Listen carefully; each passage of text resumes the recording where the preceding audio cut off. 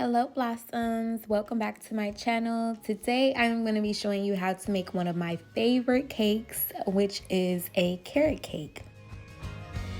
I will list all the ingredients that you're going to need below because it's quite a few. You can start by getting a 9x13 pan, spray it with some Baker's Joy, and you can just set that to the side. We are going to start with 8 ounces of crushed pineapple. It is very important that you drain all of the juice off of these pineapples. After that, you just want to add 4 large eggs.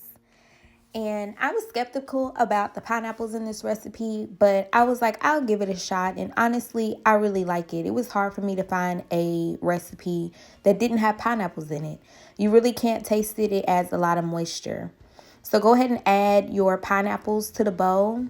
Mix that up really well. Next, we're going to add our sugars. Go ahead and measure out a cup of white sugar.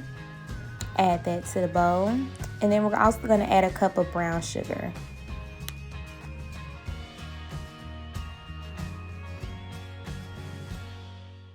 A cup of vegetable oil or whatever non-flavored oil you have on hand.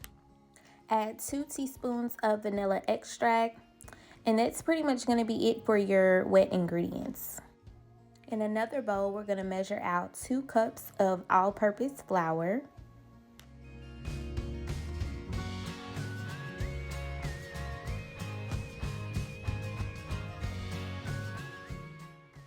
2 teaspoons of baking soda, 1/4 teaspoon of salt, and 2 teaspoons of cinnamon, and 1/8 of a teaspoon of clove.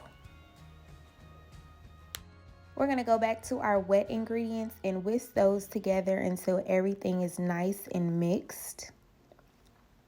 Just like with any other cake recipe, you want to keep your wet and dry separate. Mix your dry ingredients together and then add them to your wet ingredients. Go ahead and mix that until it's all incorporated. Next, we're going to add our 2 cups of carrots, about a cup of chopped walnuts, and 3/4 cup of raisins. Make sure you shred your own carrots. Don't buy the bag of shredded carrots in your produce section in your grocery store. Go ahead and mix all of your ingredients together one more time. Get your pan that you already have greased. Pour it all out. You're going to put this in a 350-degree oven for about 35 minutes.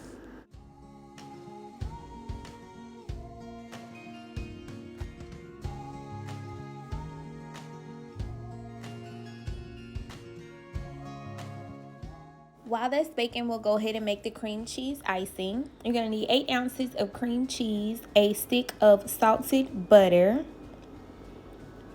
and 2 teaspoons of vanilla extract.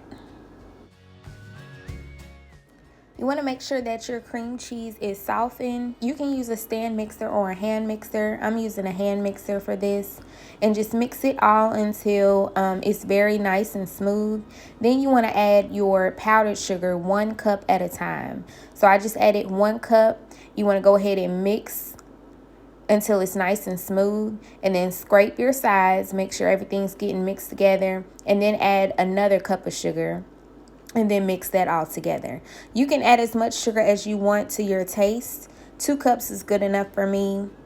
Once the cake is cooled, you can go ahead and pour your icing on top of your cake. The icing may seem a little loose, but one thing about cream cheese icing is once you put it in the refrigerator, and it does need to stay in the refrigerator, it's going to firm up quite a bit. So you don't want to start out with like very stiff icing. You want it to be a little loose because it's gonna be cooled down. So if you see that your icing is a little runny, that's okay. Spread your icing nice and even. And once you get it all on there, you can garnish it however you like. I like chopped walnuts. Some people like to put coconut flakes on top as well. That's completely up to you. Enjoy.